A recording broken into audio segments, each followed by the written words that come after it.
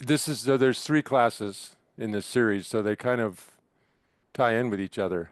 I mean, um, Buddhist practices, it's lives long, not just it's not just lifelong. So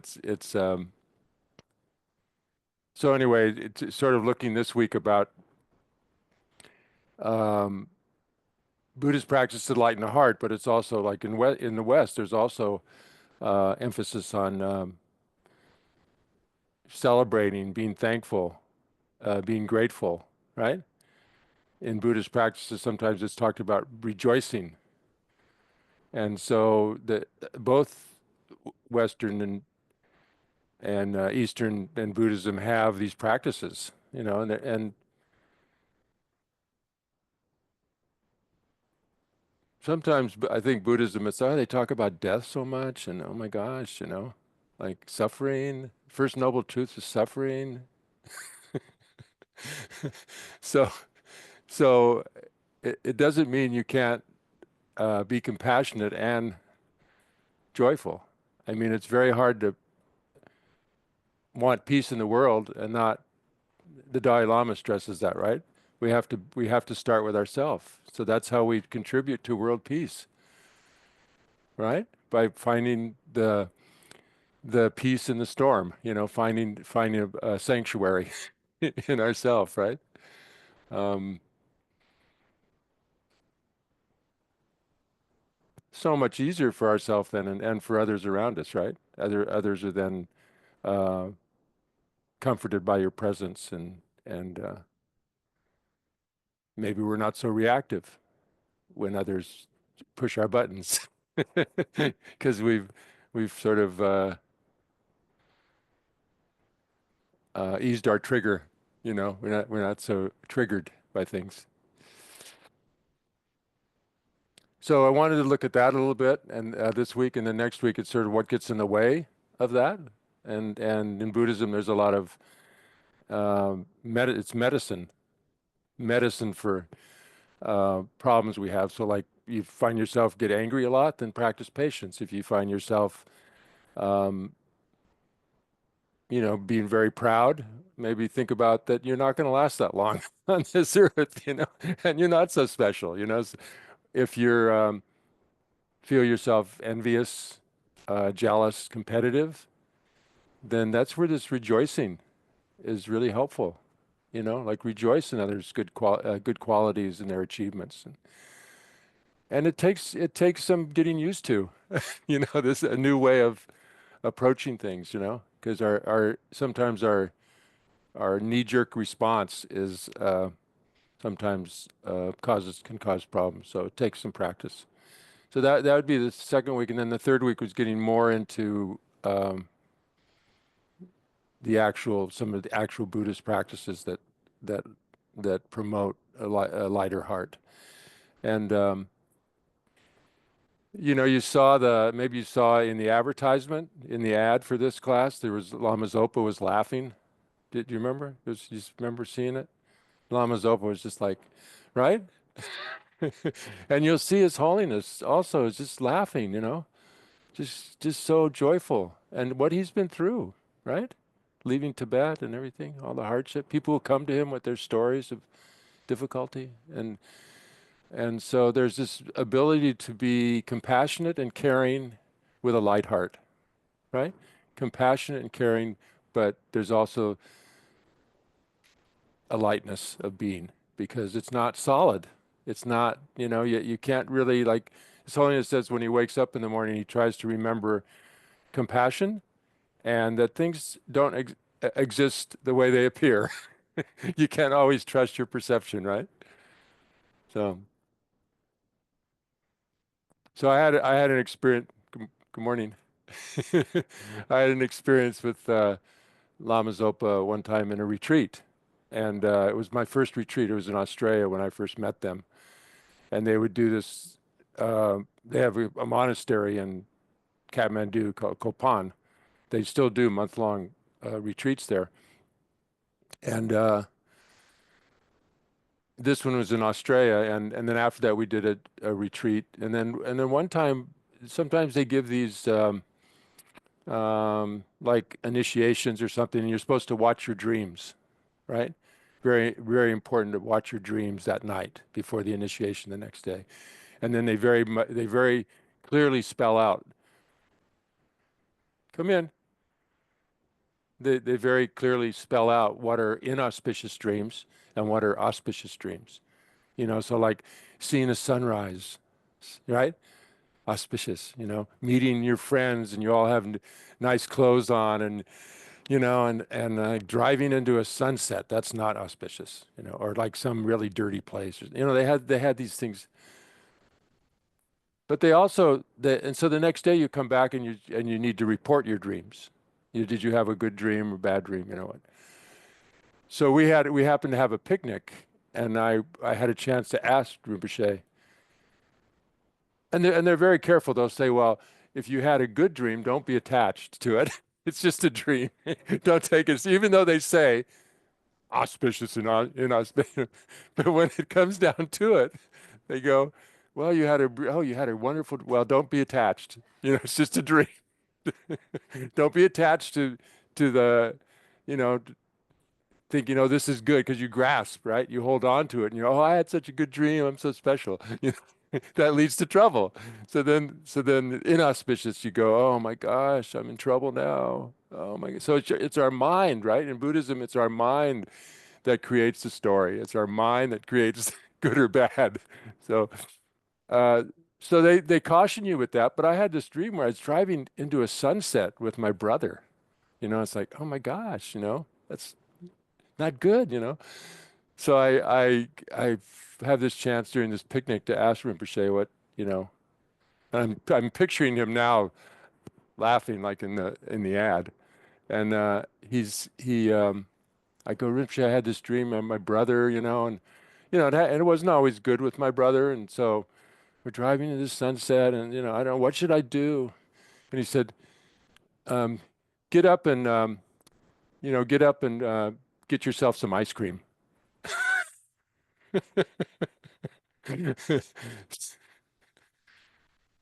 Not funny. Do you get it? Do you get where he's coming from? I mean, it's like, you know, like let go, you know, let go, you know. The more you hang on to it, the more you hang on to something that you think is bad and make a story out of it. And, oh my gosh, what's going to happen? You speculate and you worry. We're creating our own misery, right? I think that's what he's trying to say, right? We create our own misery.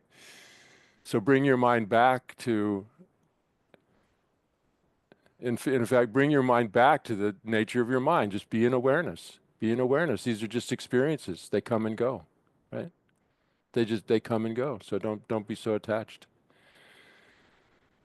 But be kind. Because we're all in the same boat. We're all having those experiences. We're all caught up in things that we take too seriously and that we get too caught up in. And so sometimes it's taking ourselves too seriously, right? I'm guilty of that, you know. German background, you know, mom's very everything's done at a certain time. Dinner's at 5:30. If you can't sit in dad's chair, you know, everything's so what's that saying? If we know how to laugh at ourselves, we'll never lack for being amused. You know, we'll never lack for being amused, you know. So the more we can, so laughter really, you know, there's therapy, laugh therapy, right? In the West. Learn to laugh, you know, learn to laugh. We're going to get into a little bit of that. Thich Nhat Hanh was really big on smiling. So we'll get into a little bit of that today. Um,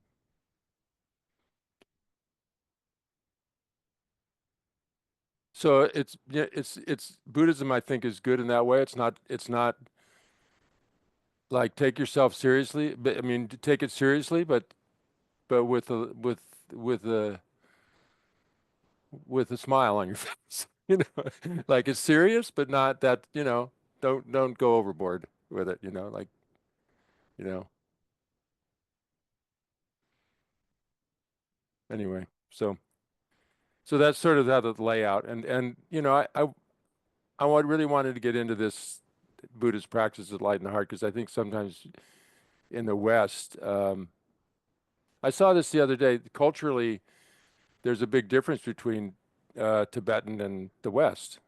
So like and there's teachers have talked about this. Alan Wallace has talked about, like in Tibet, maybe they're more familiar with sitting out in the open. Have any of you been to Tibet? Yeah. So I've been once. So just vast spaces, it's high up. There's sky, and sometimes it's like surrealistic, the colors and it's like there's this like they're more used to sitting out and watching the yak, like watching the herds of animals or just hanging out or having a picnic, just relaxing.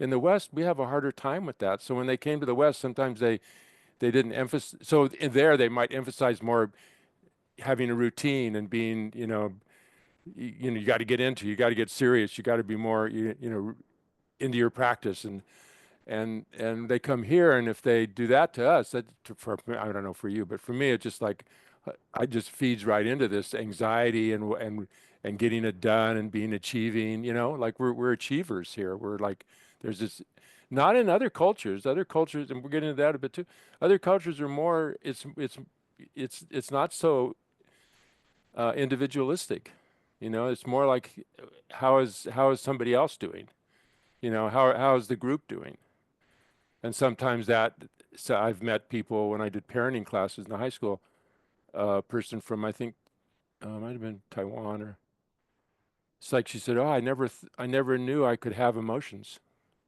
So I think there's a balance, right? Paying attention to our own inner world and also being connected, feeling very connected. Um, so maybe we need more relaxation in the West. We need to learn so Alan Wallace, very good in his courses about doing the corpse pose. You know that one? I mean, just saying corpse pose, wow, that's scary. But we will die. So it's not like, so you just lie down on your back. But I was talking to a yoga teacher who said, well, that's one of the hardest ones for people with busy minds because you're just letting it go, just relaxing.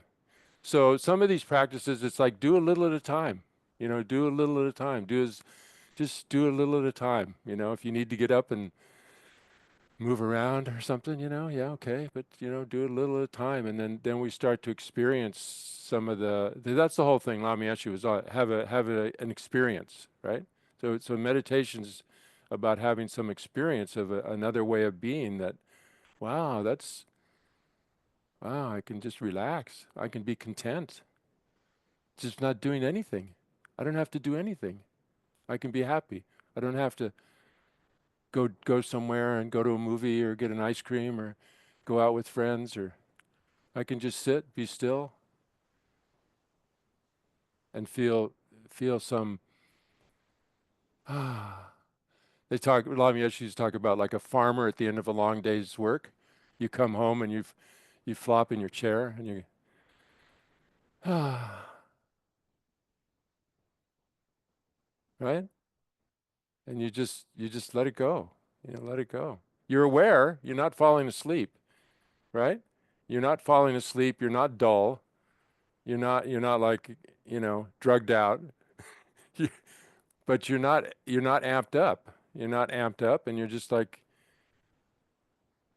enjoying, just to enjoy. It's okay to some religions in the West, like I was brought up Lutheran, and it was sort of like the way you get to heaven is work hard.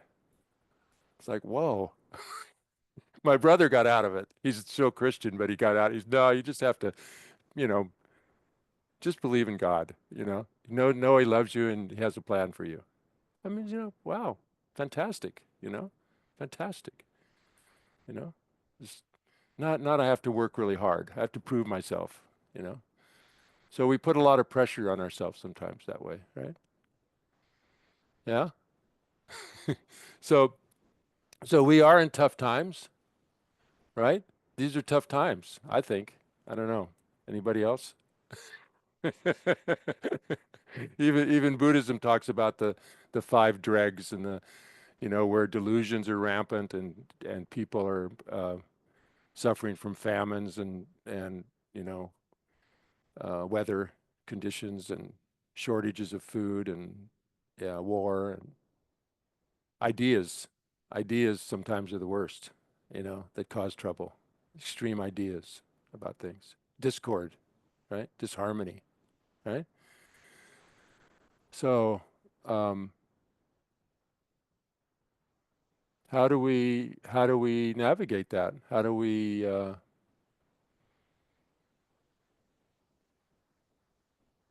I think that's so important. That's when that's when we get tested, isn't it? That's I'm meditating. There's a story. This person's meditating. The person comes up and says, "What are you doing?" I'm meditating. What are you meditating on?" I'm meditating on patience. And the guy says, "Well, I think you're a sack of shit." He goes, "What? Can you talk to me like that?"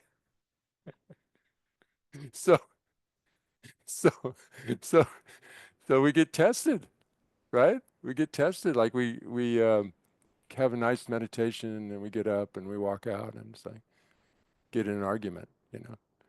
I mean, the first retreat uh, I was in, so I was with my partner Bev, and we'd be in this meditation thing, and wonderful, and then we'd come out and we'd start arguing, and it's like because when you sit still, like I met somebody the other day at an exercise class, and he said, "Oh, I can't meditate.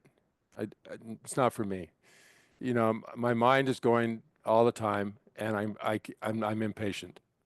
I said, "Well, join the club." That that describes me. So that's why I meditate. So I think sometimes people find it difficult, and it also it's when you sit, you said, "Wow, I didn't know I have more negative thoughts now than before I started meditating." No, you're just aware of them now. You weren't aware of them before. Now you're aware of them because you're still and you're paying attention to what comes up in your mind, right? So it's so it's good to stick with it, stick with it. Even if it's a few minutes every day to find some time, you know. Um,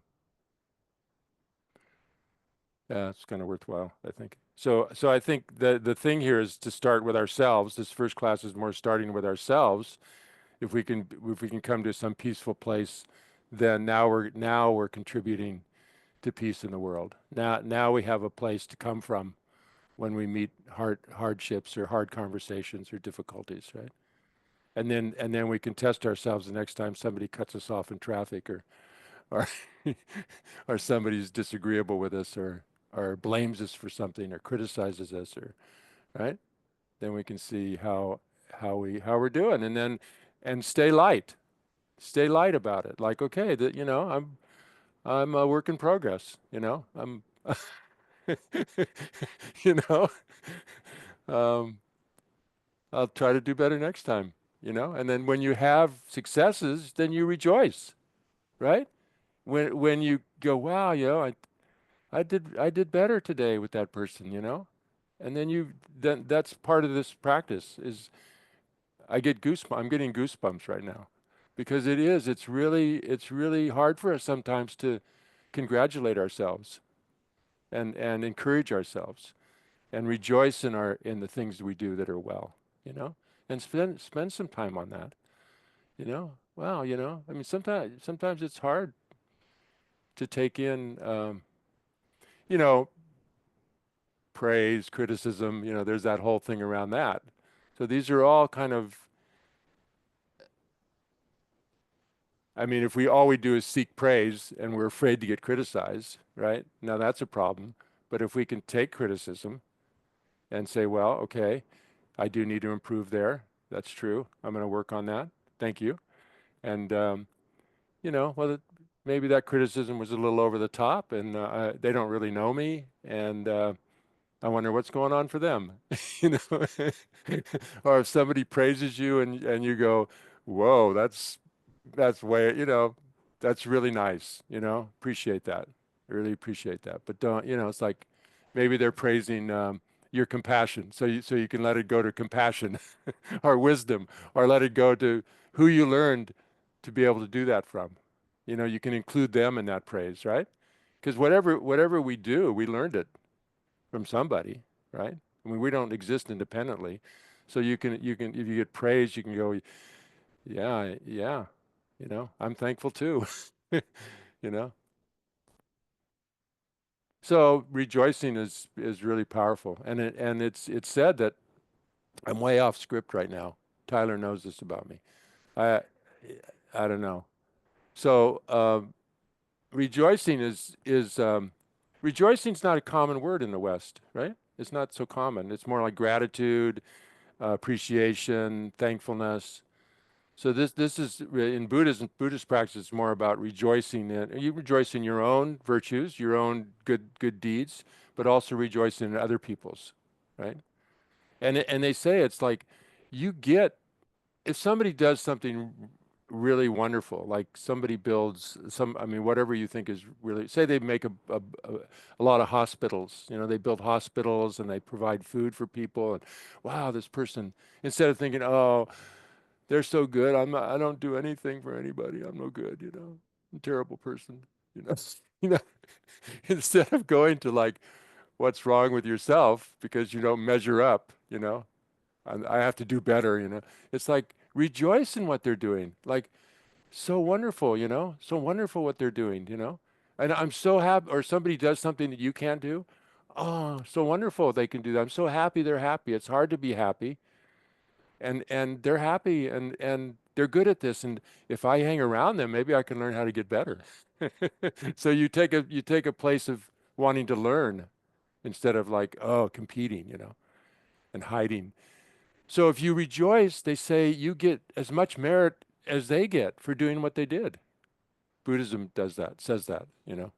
I don't know, but it sort of says it's really important to rejoice. You know, that's what it's saying to me. It's really important. And if the person is like Lama Zopa did so many things for giving food to monasteries for life, you know, like setting up endowments so they'd always have food at Sarah Monastery and these things. You rejoice in that, you know. If somebody like or the Dalai Lama does something, you know, so they say if the person is like that sort of stature and you rejoice, you get maybe you don't get quite as much as as they get. I think it's like that, you know, because they're pretty. But if it's some, you know, others, you might get even more than they get, or you might get, you know, as much, you know. But anyway, they in Buddhism, there's so many numbers and like, you know, eons and countless. I heard the other one, 7 times countless eons. Lama Zopa said, "What is 7 times countless eons?" It's like that's a lot, I guess. I mean, if it's countless, now it's 7 times. So that's trying to expand your mind, you know, expand your mind. So rejoicing is really, really up there in importance. It's listed in many places. It's seven limb prayer. It's you know it's right after confession, after recognizing, you know, and sort of making amends for things you feel bad about. You know, like regretting them, and you know I want to get better at that, and you know I know that hurt people, and next time I'm gonna you know say I'm sorry, and I'm gonna try not to do it again, and then. But you know, today I really nailed it when I was with my friend. You know, I really did. I think I didn't react, and you know I was generous today. I gave some money to somebody. You know, so yeah.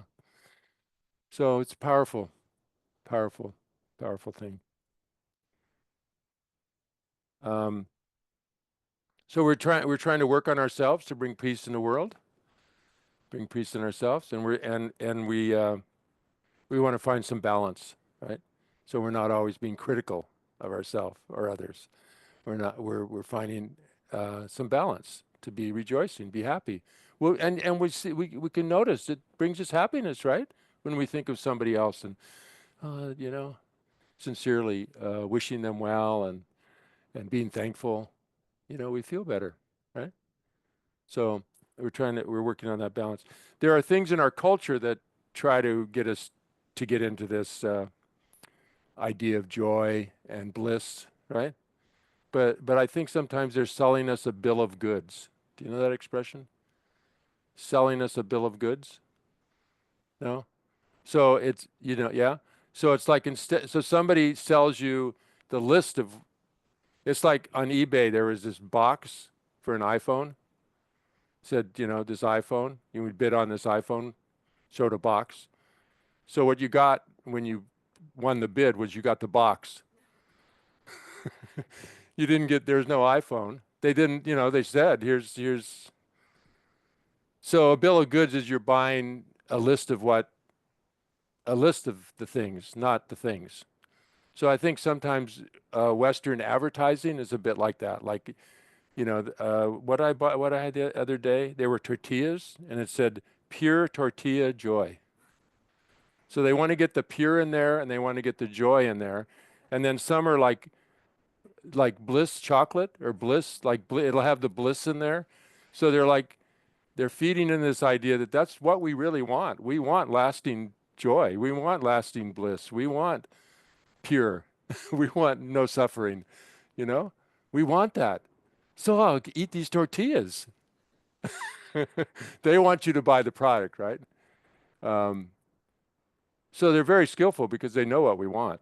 We want that lasting happiness. We all want that, and we're all entitled to it, and it's our birthright. So Buddhism, that's a great thing. We have that. That's in us. Buddha nature. We've got that potential. If we didn't, we couldn't even imagine, I think, if we didn't have that seed, we couldn't even imagine. We couldn't even have a taste of it, right?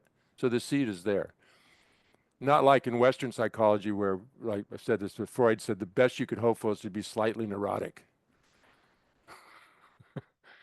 So really different, right? Really different approach, right?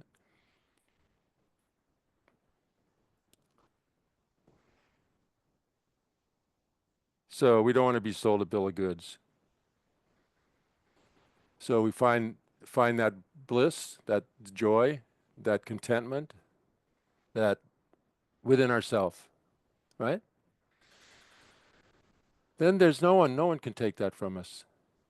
No one can take that from us. Nothing can happen that could change that. Even though we're still going to be compassionate. Of course, we're compassionate. People, I mean, like Lama Zopa laughing, Lama Yeshe laughed. I mean, he would save these month-long courses. He would come in after a week of Lama Zopa talking about the suffering of the lower realms, the animal realm and people who are in hellish states and just like because without understanding compassion, it's hard to generate understanding suffering, it's hard to generate compassion, right? It's hard to know what our problem is, that we're seeing things that are cause suffering. We're seeing them as like the tortillas. I'm just going to buy tortillas every week and then I'll be joyful, you know, but it's temporary. So it is possible to have that incredible, like the Dalai Lama, that incredible joy and be incredibly compassionate. I've been in teachings with him where he's going along and all of a sudden he comes to a line about sentient beings, all sentient beings been so kind to me and they're suffering, and he just cries, just cries. So it's not like they don't have emotions. It's not like you become, indifferent or the emotions are there, but they're not. Um, I think they're not. I think it's not so much. I found this in doing counseling. You want to be compassionate, but you can't be like, I'm the one who has to save them. I, me. What am I going to do? This all this grasping and worry and, you know, right? So it has to be that it has to be combined with that openness that I'm not sure what's going on here in a way. I'm not sure. I can't totally trust my perception, and um, do my best to help, right? So I think it's got to be combined with wisdom, the compassion. Otherwise it could be what Lama would call idiot compassion. And it's also their compassion is universal. So it's not limited to like, oh, I have compassion for my friends, but not for the people who invaded my country. The compassion is across everybody, rich, poor, where whatever station they are in life, because everyone has Buddha nature. Everyone has the potential. Everyone has, in some form or another, in some lifetime or other, has been your mother. They go like that, right? So what are you going to do?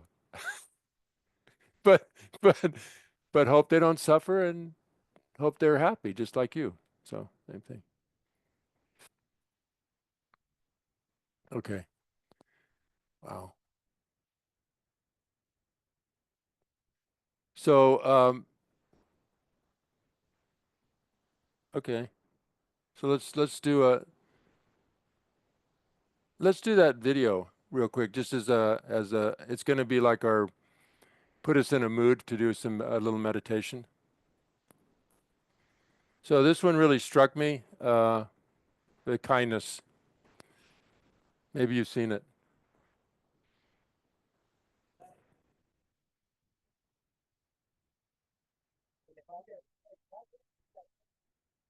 See the elephant? There's a gazelle in the pond. Can't get out.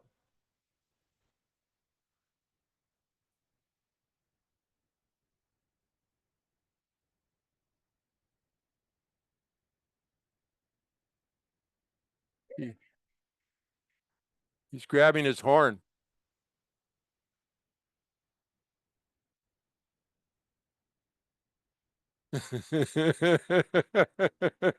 Watch the elephant now. The elephant walks over to the gazelle and puts his trunk out to him. Okay. Okay.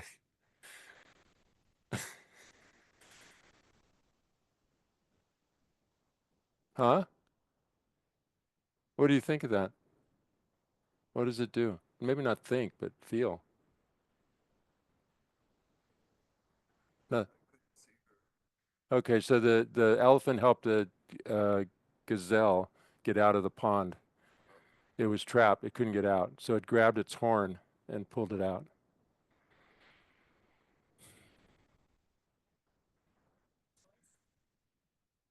Yeah, weren't they? Yeah. I mean, some of the gazelles just walk by, like, I'm busy. But the people filming it were like really, really attentive. They acknowledged that these are steps in gratitude.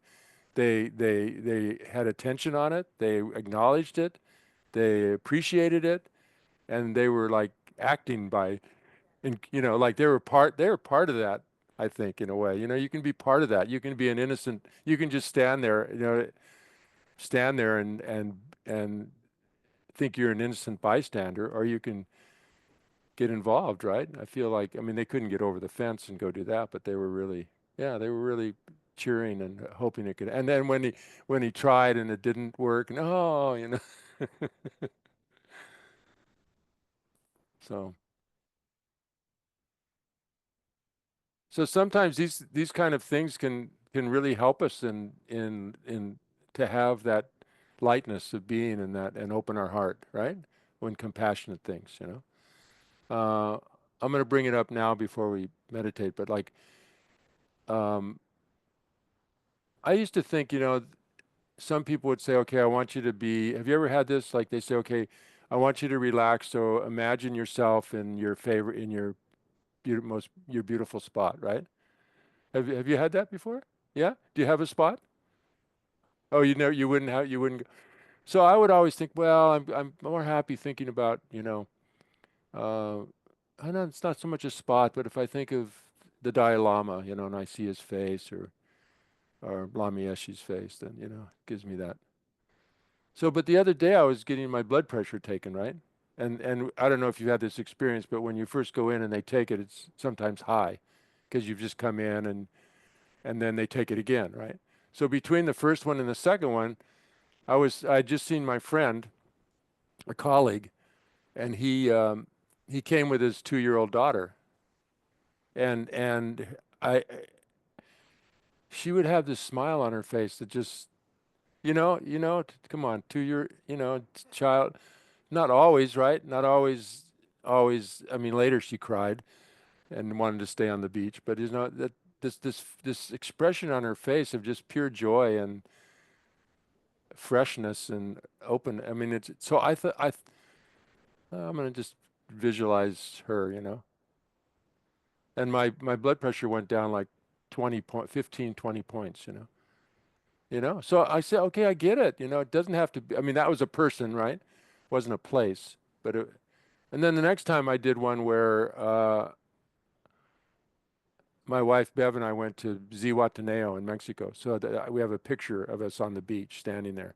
So I thought of that, and it does. It can lighten your heart, right? To remember these are experiences we all have, right? So it's sort of like making it a practice, making it more, a practice just means do it more often. That's all it means, really. Do it more often. Become more familiar with that, That's part of your life, that you keep these in your heart. This is part of what life is too. Kindness between species. Come on. I mean, it's like we could do that. We can be kind to people that we don't have this share the same view with. We could do that. It's like makes such a difference in the world, huh? Okay, so we're going to do two meditations today. So let's do one now, and then we'll do one a little later. So okay, yeah. So the first one is, there's so many breathing meditations. Oh, there's so many, huh? There's so many. There's some yoga breathing where you count, even in Tibetan Buddhism, and you know. And again, it's easy to get too like, okay, now I'm going to meditate. It's like, well, what happened? You were just relaxed a minute ago. Now you're all uptight. So it's good to have awareness of how just a word or some association can change. So I was looking at this book. I do Tai Chi, and so this is a book by Taoist teacher, natural breathing. And so thought it really incorporated some Western science. He brings that in and talks about the whole breathing, how it goes, and it's called natural breathing. So it doesn't get into counting or like that. Okay, so let's do a little bit of this. So sit comfortably. Um, Sit comfortably. The main thing is that you can sit in a chair, you can sit cross-legged, you can lie down on your back. Just so the back being straight is important. But just relax the body, and briefly do a scan, down to feel your toes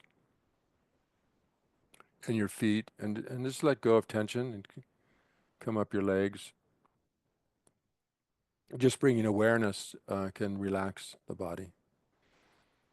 And come up the legs, and then feel your hands and your arms, your torso.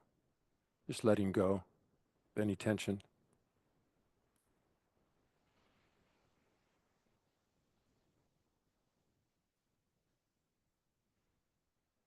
We're going to do a breathing where we're going to try to bring the whole. We're going to bring. We're not going to try. We're going to bring the whole body into the all the various spaces of our body to participate in the process of breathing.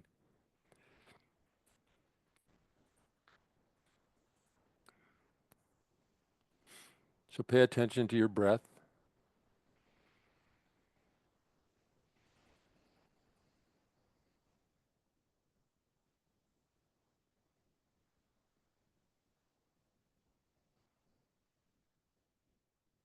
Be aware of your body breathing. Be aware of the how the when the lungs start to fill, they drop down, start to fill, and the diaphragm drops down, the abdomen fills out a little bit. So these sort of different spaces of breathing are the abdomen expands and then the lungs.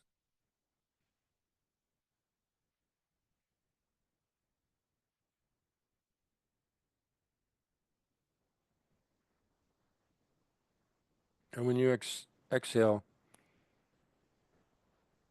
try to fully exhale. Just let it go. All the carbon dioxide, all the physical tension. When we exhale, just let all that go.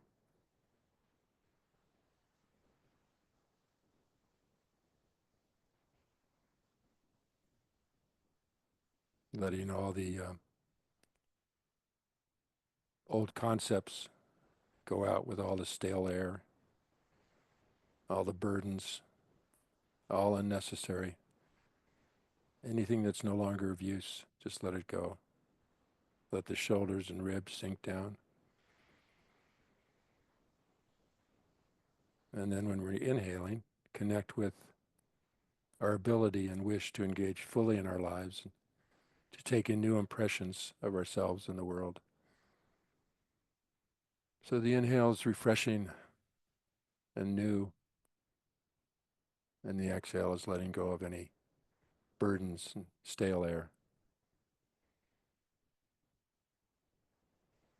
Breathing naturally and fully, experiencing the whole body breathing.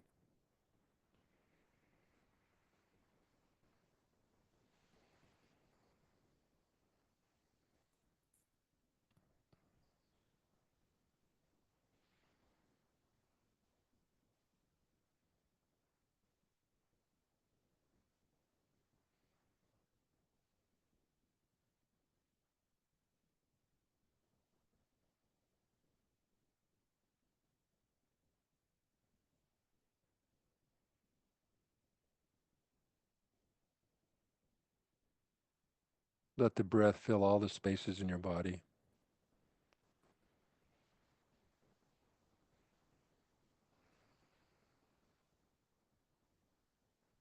You can feel the body expanding, the inhalation and contracting with the exhalation.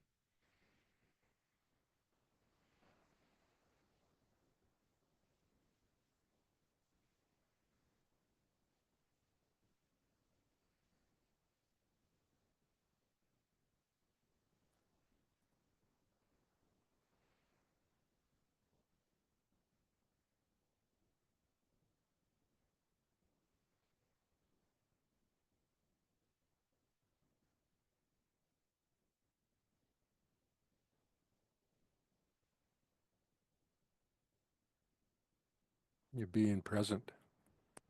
So if thoughts come up about the past or the future, you just let them go. Let them go out with your exhale. Worries.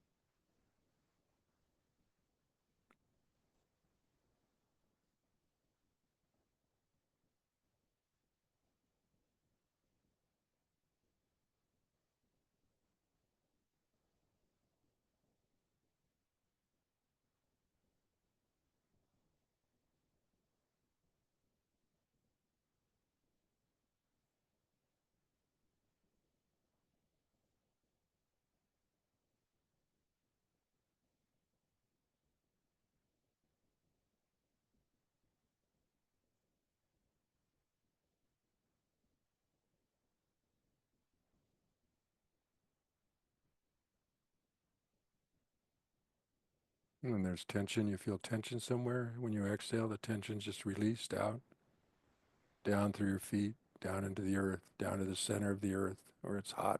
They just burn up down there. It's gone.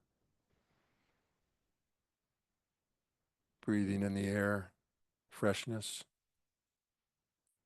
fresh perspective, openness, connection.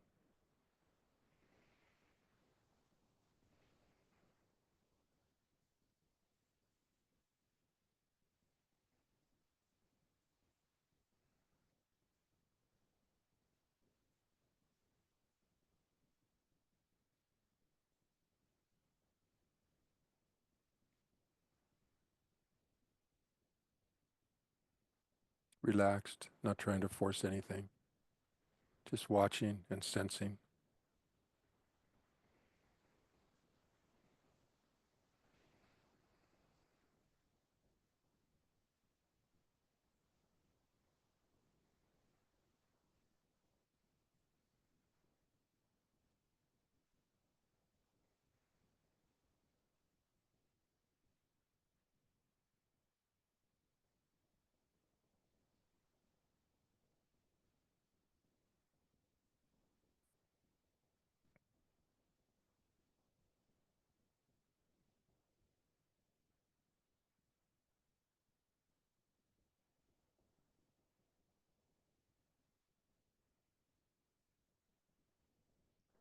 Now pay attention to the pause after the exhalation.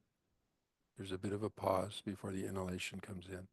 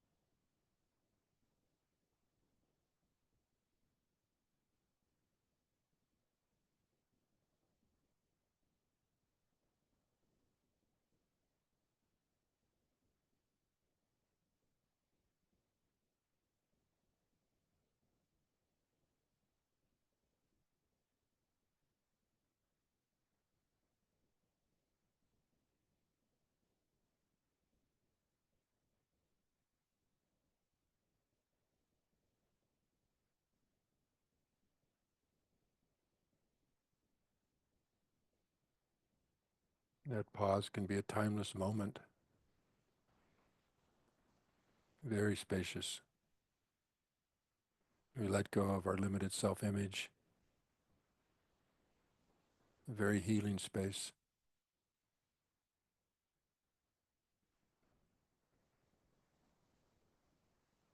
Awareness itself can be so healing.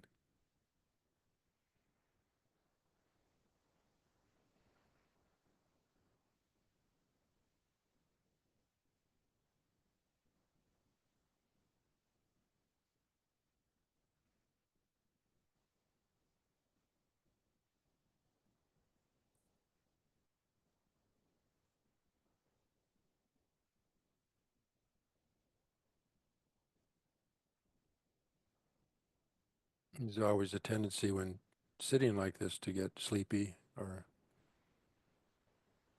the mind is quite agitated. We're sleepy, we can sit up more and be more aware of the bring awareness, sharpen awareness to the breath.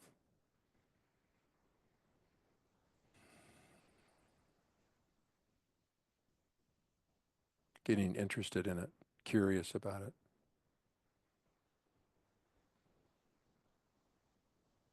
like a wonder.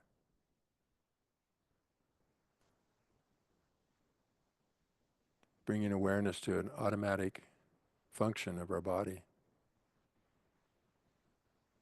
Amazing. All night long. We don't have to, and during the day, we don't have to consciously breathe. But by bringing awareness to it, being conscious of it, we can wonder. We can be amazed.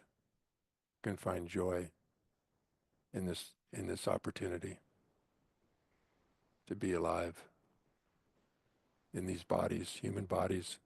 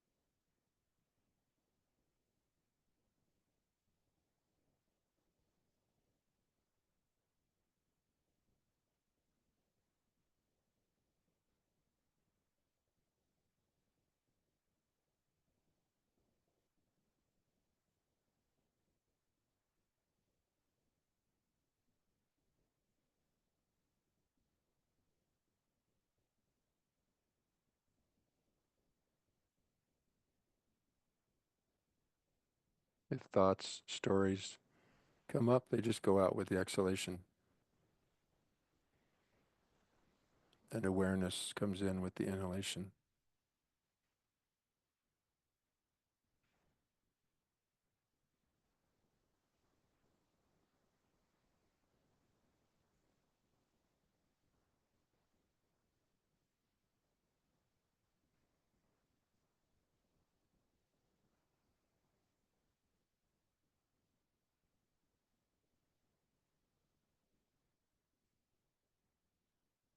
Feeling the whole body breathing down to the toes, up to the top of the head, pulsing with the breath.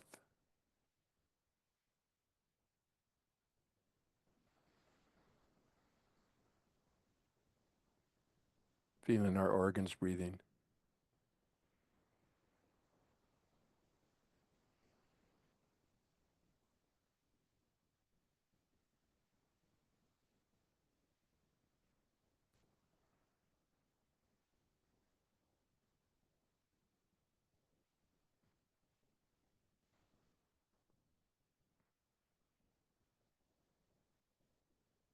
Just concentrating itself can bring joy.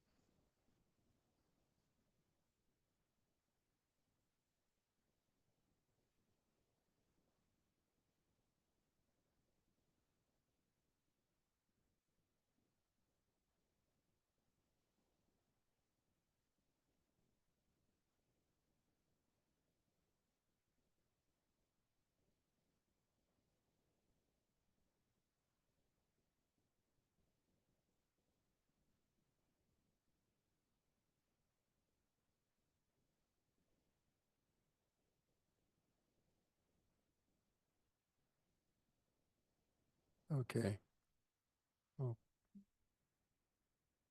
come to an end. Before we just tune in to how you're feeling right now.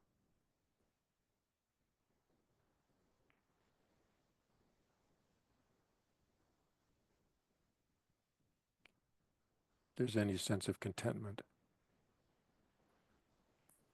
well-being,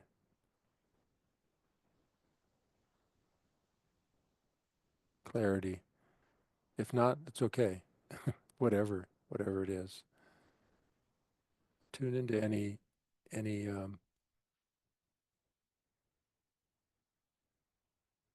sense of well-being that's developed, a relaxation from just watching the breath,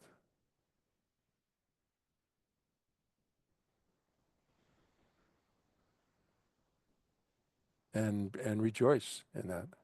Rejoice in that. Be happy about that.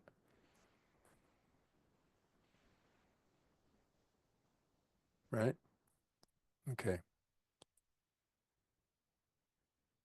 So the rejoicing brings us back to wanting to do it again, right? If we don't notice the effects, then it just becomes another job, maybe, you know.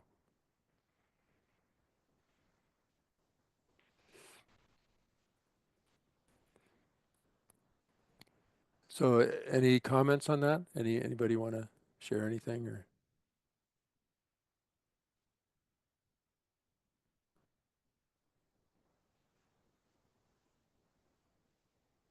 no? Nothing. Nothing happened? Huh? Not true? Something happened? What happened? The relaxation, yeah. Huh? Let letting letting things go. Yeah.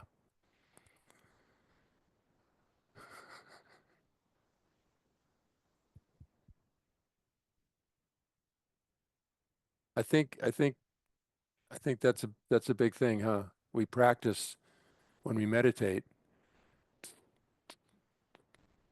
to see that we don't need to cling, we don't need to hold on and not get stuck. And then maybe when we're out in the world, we get better at that. So if somebody says something hurtful, it doesn't last for 3 days. You know, right? Because that's just a burden, right? That's not, if somebody hurts us, um, it doesn't hurt them back for us to feel bad, right? I mean, it's not going to do anything about the problem for us to hold resentment or, yeah, so it can help. It can help letting go. So okay, so that, I think it's a kind of a different way to breathe than just taking it for granted. I mean, it is doing that, isn't it? I mean, physically, it's doing that. That's what it does, right? We take in oxygen, we expel stale air, right? I mean, it's replenishing our body. It's helping us stay alive. And trees take the carbon dioxide and turn it into oxygen, huh? Don't they? I mean, wow. So we're not alone. We don't exist alone. It'd be impossible. It'd be impossible. So it's an impossibility. I think somebody, maybe Alex Berzin, says it that way. Like it's impossible, impossibility to be self-existent. It's impossible. But yet we sometimes collapse into that, right? So just a little bit about, about Western psychology. I think with gratitude, it's more of a personal thing. It's more for your own. They do studies on it. It does help your blood pressure and your your stress level, and can make you feel happier. Journaling, writing down things you're thankful for, thanking other people. A lot of times it's seen. Sometimes it's thinking about uh, things external to us that we're grateful for. Grateful for which, yeah, both Buddhism and same thing, but for maybe little different reasons. Um, being thankful for plumbing. You know, sometimes we don't think about plumbing unless we have a problem. Like I just had a problem at home. It's like, oh wow, the dryer vent is disconnected under the house, and but otherwise, if the water's coming and you turn it on and it's there, we don't think so much. But we can be grateful that we're getting water to our house. Some people don't uh, have water. So Bev, my wife, works in a preschool, and they donate money to causes, and one of them is providing water in Africa. I think it's Kenya, and she has pictures of these children around a new faucet that's just been put in. Because usually they have to carry water from a long way. Yeah, and they're around this faucet, and they turn it on, and the joy in their faces. I meant to bring some pictures in, but maybe next time. Um, just the joy of having water. I mean, unbelievable. So we can do that. We don't have to. We don't have to become. Um, what is it? Take things for granted. You know, we don't need to take things for granted, or that the sewage goes out from our house. Some people don't have that. You know.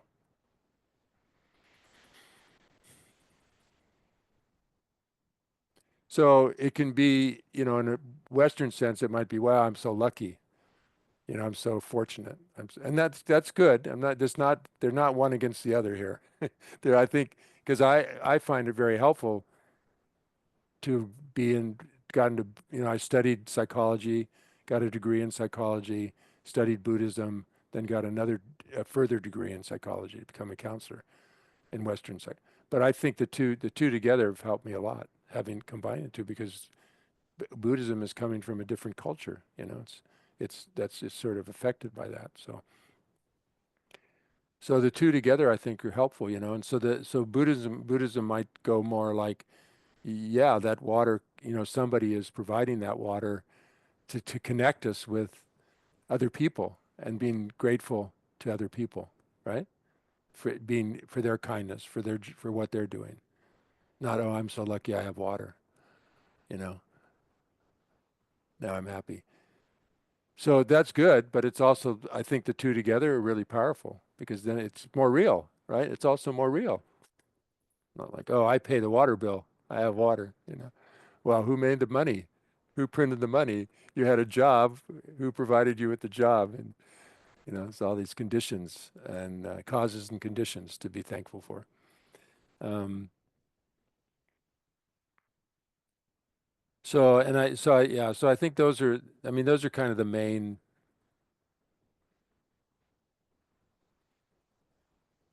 Western psychology will get into like cognitive behavioral therapy and reframing negative situations, you know, trying to promote positive qualities. I think that's similar, you know, try to decrease negative um, anger and jealousy and pride and, you know, attachment and increase love and compassion. So similar, you know, both very similar. Um,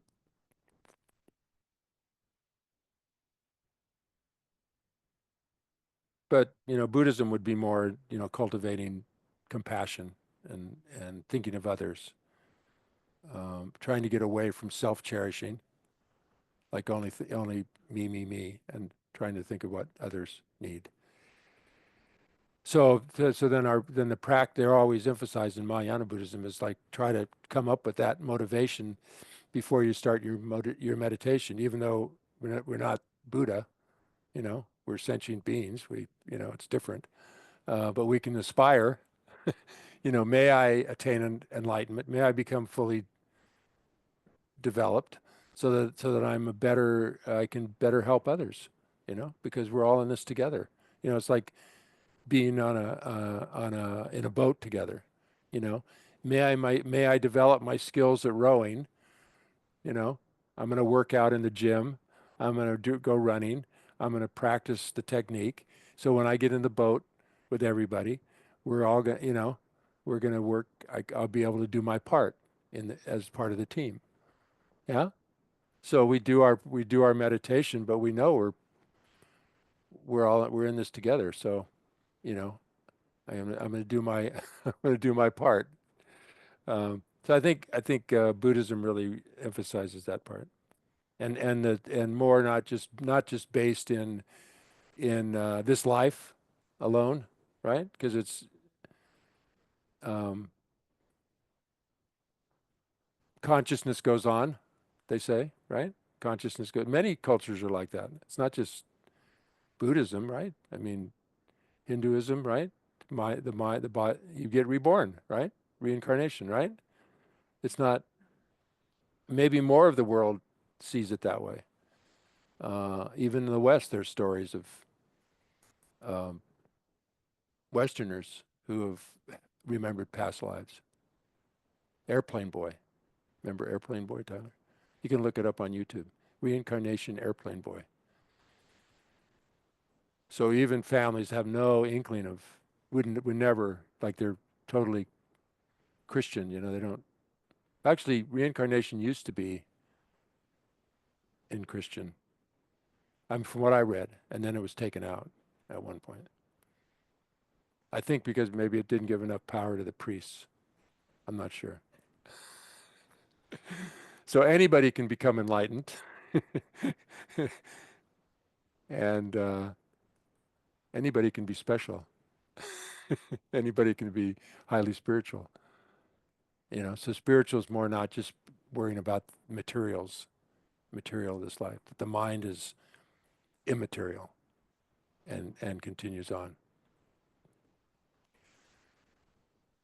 So then that sense of being in the same boat is over lifetimes, right? So it's not just I'll just take care of my family, and because we've all been family. We're all family. We've all been related in some way or another. If the mind is beginningless, right? I mean, if you can't cause and effect, right?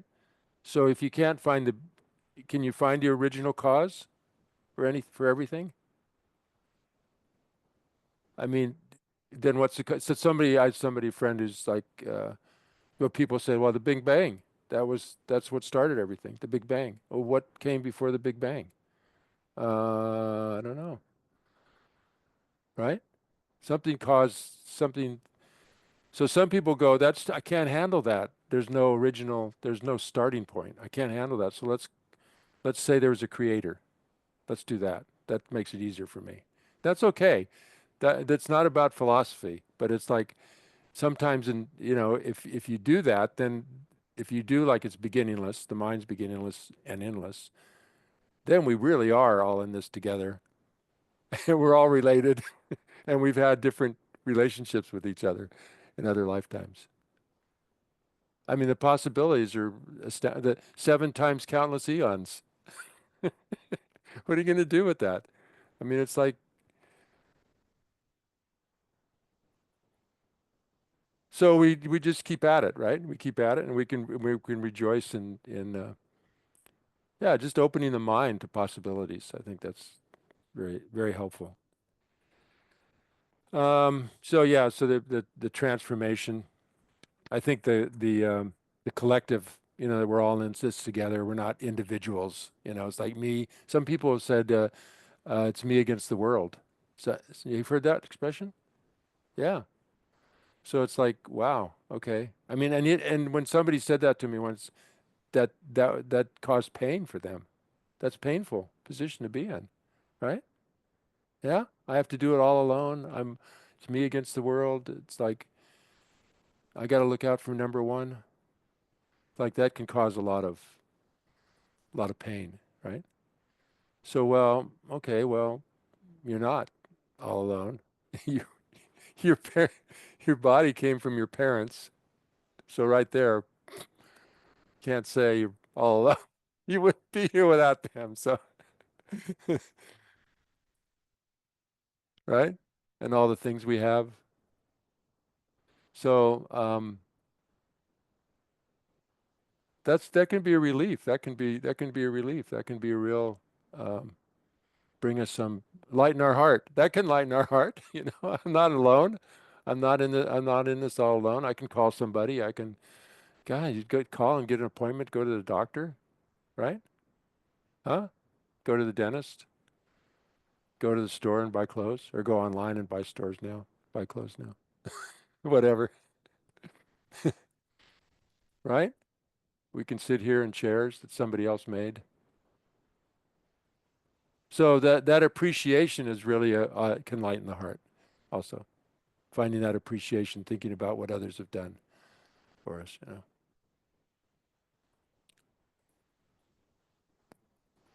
Okay, another meditation. Woohoo! Okay, do you need to stretch? Just stand up and stretch or something? Are you good? You good? Wow, hardcore. Huh? Wow.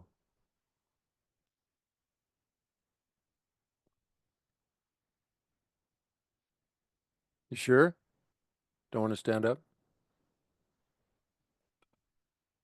No, I do. I'm going to stand up. Just for 5 minutes. Just for 2 minutes. 2 minutes. Just so we can wake up.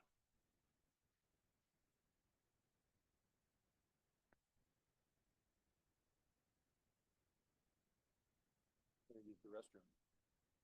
Okay, I want to do a meditation.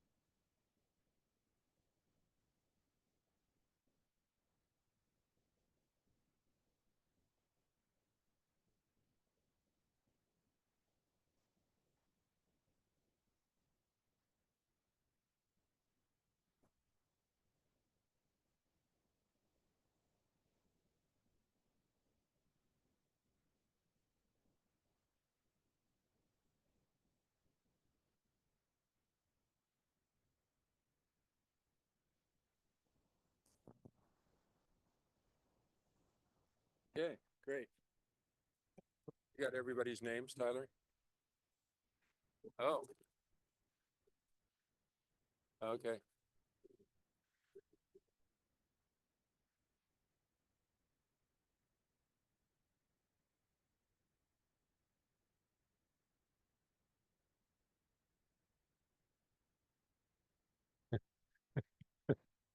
Small book, small book raffle.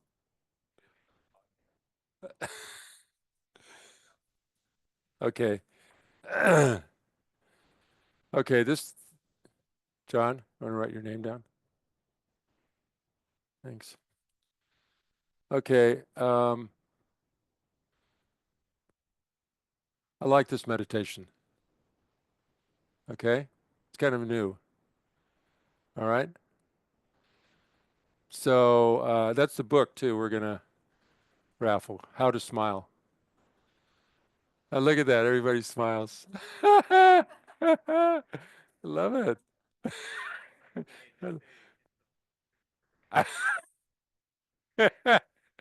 Thich Nhat Hanh, right? You familiar with this practice? Oh my gosh. I love this one. I mean, I'm doing it more lately. So somebody said to me, like, you wake up in the morning, you might feel a little grumpy. Look in the mirror and smile. So we can smile when something brings us joy, and we can also smile to create joy. So the smile um, can relax our face. And we start with the face relaxing, it can relax the body and the mind. So, like I was mentioning, sometimes people go to meditate and it's like, they get so serious, like, like I'm going to meditate now, my posture right? There's 7 point Virachana posture. Do I have everything? My tongue's on okay, my back straight. My arms are out a little bit. My fingers are okay. My fingers are good. Okay. My tongue, okay. Okay. My eyes are slightly, okay. Now I'm going to relax. Try to relax. so, so I have a friend for a long time. I watched her when she meditates. She's like has a smile on her face, and I'm kind of like, what? But now I get it. Like that's a really good way to meditate. Like to have a smile on your face. Like not like forcing yourself. It's not about forcing. It's just letting yourself smile, giving ourselves permission to smile. You know, okay. So anyway, let's. So gonna be, when we meditate, try to be playful and experimental, right? It's not so regimented. It's like it's supposed to, like, this teacher, this student said to this teacher, my friend has been reading your quotes on the calendar you made, and she just feels like she can't measure up to these things, in Buddhism, and he says, and the teacher said, Buddhism is supposed to make you happy. Yeah. It's so, it's designed to make us happy, right? It's not, but sometimes we can get into the, striving and anyway. So let's do this one. Be a bit playful, experimental. Um, okay, so start with just again sitting comfortably. You know, letting your body relax.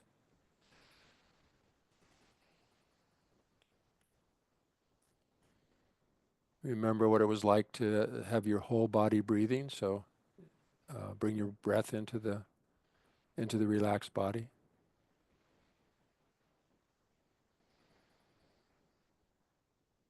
Letting go of tension in your body, letting go of tension in your mind.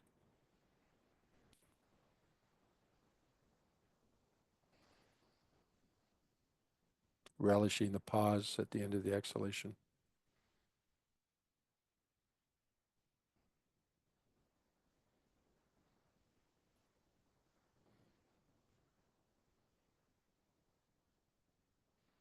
Now bring your attention to your eyes and let your eyes relax.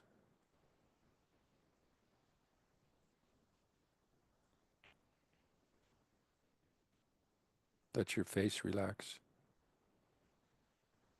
So relaxing our face, we can start to relax our whole body even more. Different layers of relaxation, of letting go.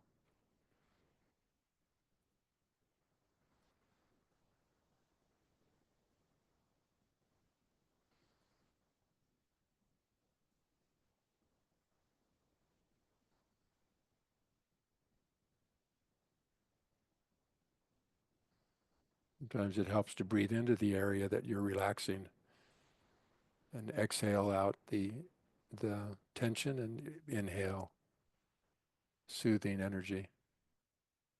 Letting the face relax, letting the whole body relax even more.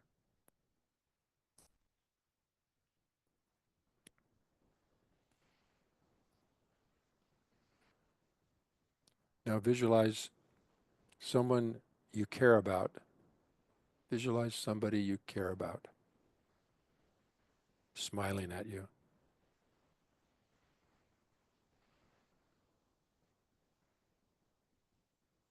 Bring their face to mind.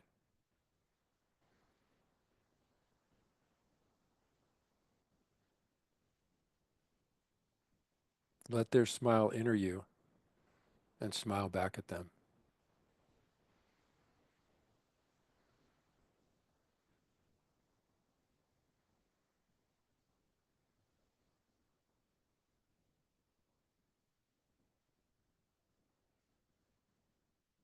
Can be a relative or a child, can be a teacher,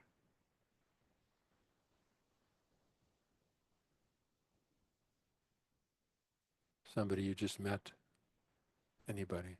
If you can't, then just intentionally smile. If you can't conjure up an image, just intentionally smile. That means turning the corners of your mouth up.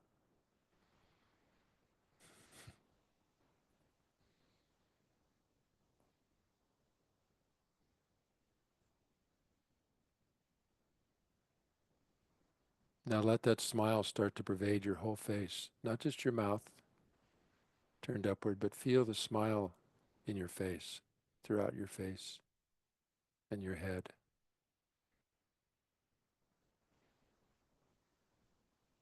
Your neck is smiling, your shoulders are smiling, your arms are smiling.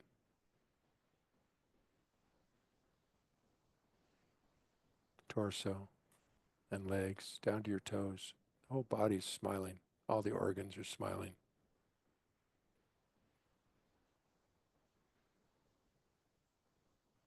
There's an unconditional joy and happiness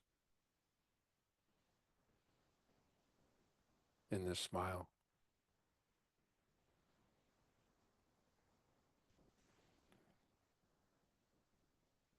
So included as part of this spacious breathing is this smile. The breath is smiling.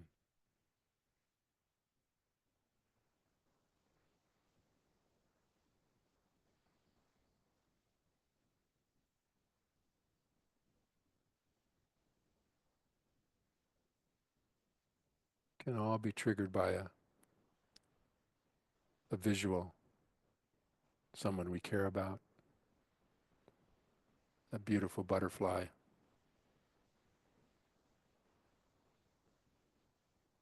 an act of kindness like the elephant and the gazelle.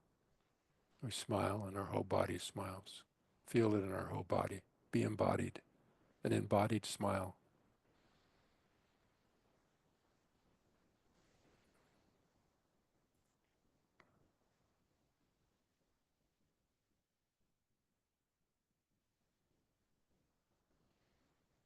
If anything gets in the way of the smile, just exhale it out with your exhalation.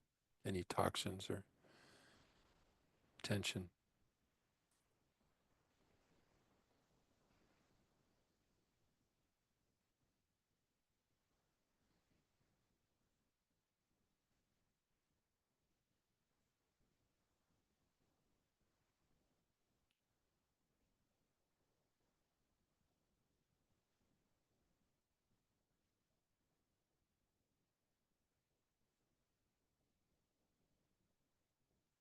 If we find the smile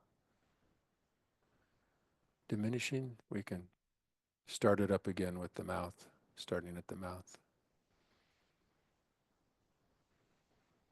and pervading the face and the rest of the body.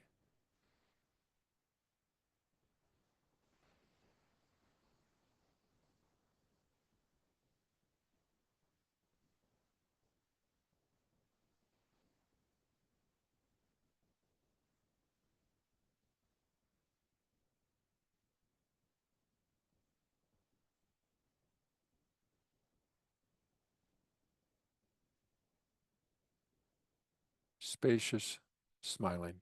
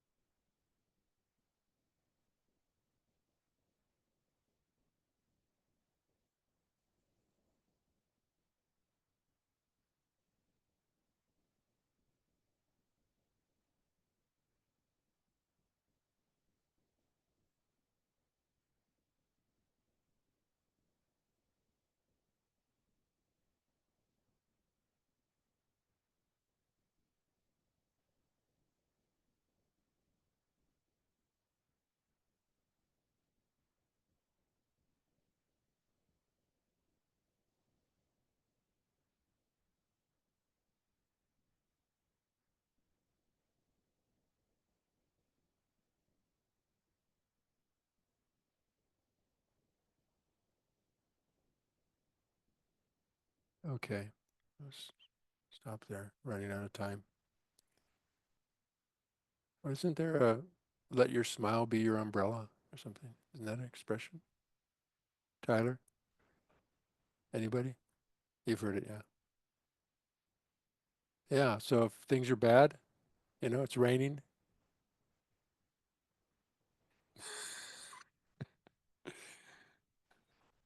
Okay, so this is a quote from the book, the giveaway book, Thich Nhat Hanh. Okay, you ready? The practice of smiling. There are hundreds of muscles in your face, and every time you breathe in and out and smile, tension is released. There's relaxation. So it's not just breathing. Buddhism's like that too. It's like the Buddha tried asceticism, like starving himself, but he realized you got to be you got to be healthy, you got to have a healthy body and be happy. It's important. Um, you may ask why you should smile when you have no joy. Yeah, you don't need joy in order to smile. You can practice mouth yoga and you'll feel relief right away. So it's mouth yoga. Sometimes joy is the cause of your smile. Sometimes your smile is the cause of your joy. Why discriminate? Wherever you are, practice breathing in and out. In time, you will calm yourself and your smile will become real. When we practice peace, are able to smile, our peace can influence the whole universe. Huh? The power of a smile. Have you noticed that? You like in a store and you smile, you see somebody and you just smile, they smile back. It's like, wow, it's contagious. It's contagious. Huh? So simple. So simple. Anyway, next week, I hope you can come and bring a story that fills your heart with joy. Okay? Bring a story, either something you've read or personal account or something. No pressure if you don't. don't want to do it, it's okay. But it'd be nice to hear, uh, yeah, to hear something that, or maybe you have something that keeps you going every day, brings joy into your heart. Okay, Tyler, how are we going to do this? So there's always a dedication, right? Motivation, dedication. So may I was just may so we were appreciating a little bit how we have food and clothing and water, right? And we're safe, very, relatively safe, right, compared to some people in the world, right? So acknowledging this, being thankful for it, being grateful, and may all beings have this, right? May all beings, how wonderful that would be if all beings could have this, right? Right now, like right now, not sometime in the future or when the politicians get it together, but right now, how wonderful that would be. Yeah. And, we're also realistic. Okay. So how are we going to draw? You got the names in a, oh, you did it. A new style. What is it? Okay. Okay. Okay. Okay. Okay. So we have a drum roll. Okay. They're quite folded up too, so you might have to deconstruct that. Sri Satya. Hey! Hey!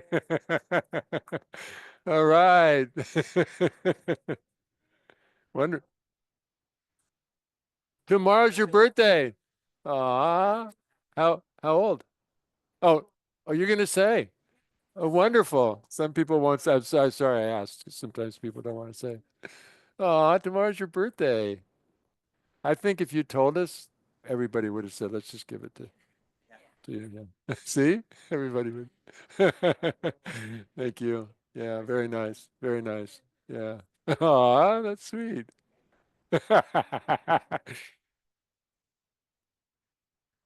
She did? You did? Yeah, yeah, it's nothing. I do that all the time. Look at that. See, everybody's happy for her. You know? Why didn't I get the book? I never win anything. There'll be another one next week given away to somebody else. Okay? You won't be eligible next week. Wonderful. Thank you all. Really, yeah, really fun. Yeah, thank you. Okay. Yeah. Oh, 12. Yeah, they're kind of spaced out. So, yeah. Okay. Nice to see you all. Yeah, thank you so much.